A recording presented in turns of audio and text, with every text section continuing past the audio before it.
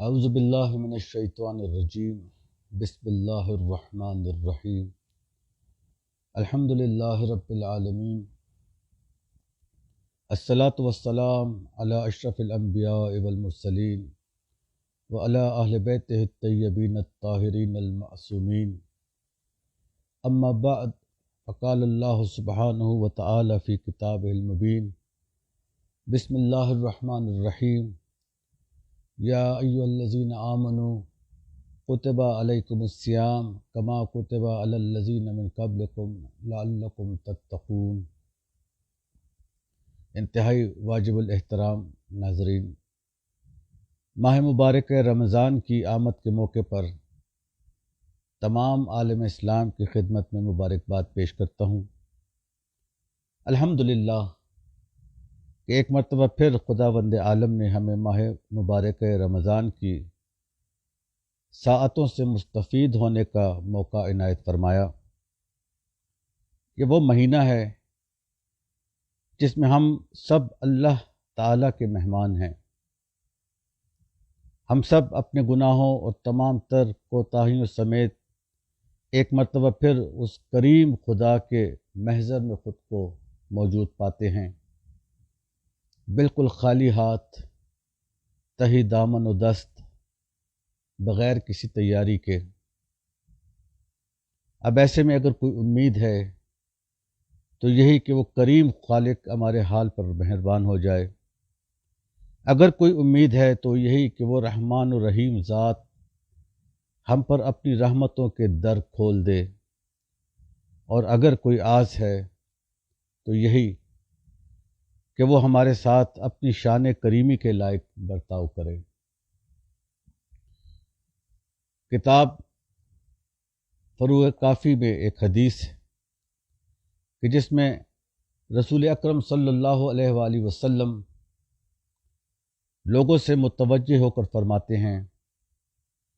کہ لوگوں، جب رمضان کا چاند نکلتا ہے تو سرکش شیاطین بند ہو جاتے ہیں، نفس امارہ کی خواہشیں رک جاتی ہیں، اور آسمان اور جنت اور رحمت کے دروازے کھل جاتے ہیں، اور دوزخ کے دروازے بند ہو جاتے ہیں، دعائیں قبول ہوتی ہیں، اور اللہ تعالیٰ ہر افطار کے وقت اپنے بندوں کو دوزخ سے آزاد کرتا ہے، اور ہر شب ایک منادی کرتا ہے، ندا کرتا ہے کہ ہے کوئی سوال کرنے والا، ہے کوئی استغفار کرنے والا۔ رمضان کے روزے کی غایت ہی یہی ہے کہ وہ ہمیں تقوی کا خوگر بنا دے، اللہ کے حکم کا مطیع کر دے اور اس کا بندہ بنا دے، کہ یہی بندگی انسانی معراج کے لیے زمینہ فراہم کرتی ہے۔ انسان کی تمام تر ترقی اور اس کے عروج کا پہلا زینہ یہی مقام بندگی ہے، اور کیا خوب موقع فراہم ہوا ہے ہمیں اس بے مثل و بے مثال رب کی طرف سے کہ ہم بندگی کے مفہوم سے آگاہ ہو جائیں۔ حضرات گرامی، آپ اس حقیقت سے مجھ سے زیادہ بہتر واقف ہیں کہ روزہ محض کھانے پینے اور دیگر نفسانی خواہشات سے پرہیز کا ہی نام نہیں، بلکہ تمام تر انسانی امتیازات کو راہ کمال پر گامزن کرنے کی عملی مشق کا موقع بھی فراہم کرتا ہے، تاکہ انسانی زندگی پسندیدہ عادات کا مجموعہ بن جائے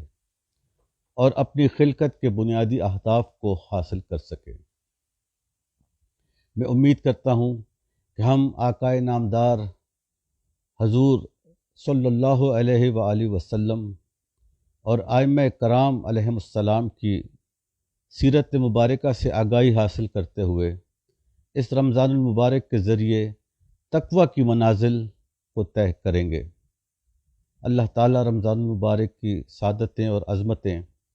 ہمارے شامل حال کرے۔ آخر میں گزارش کہ اس ناچیز کو ماہ مبارکہ رمضان کے اعمال اور مناجات میں یاد رکھیے گا۔ میں خاتمہ ایک حدیث سے کرتا ہوں کہ جس میں جناب ابو عبداللہ علیہ الصلاۃ والسلام فرماتے ہیں کہ جب ماہ رمضان کی پہلی رات ہو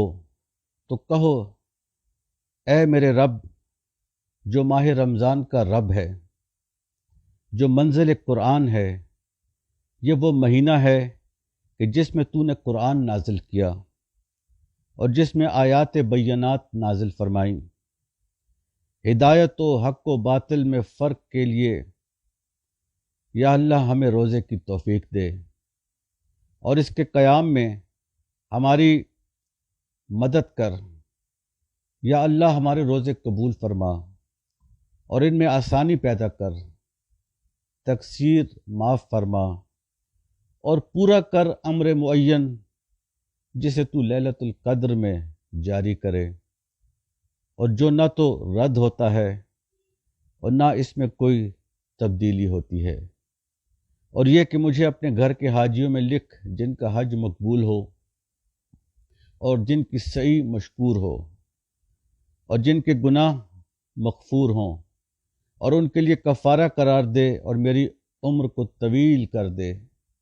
اور میری حلال روزی میں وسعت دے۔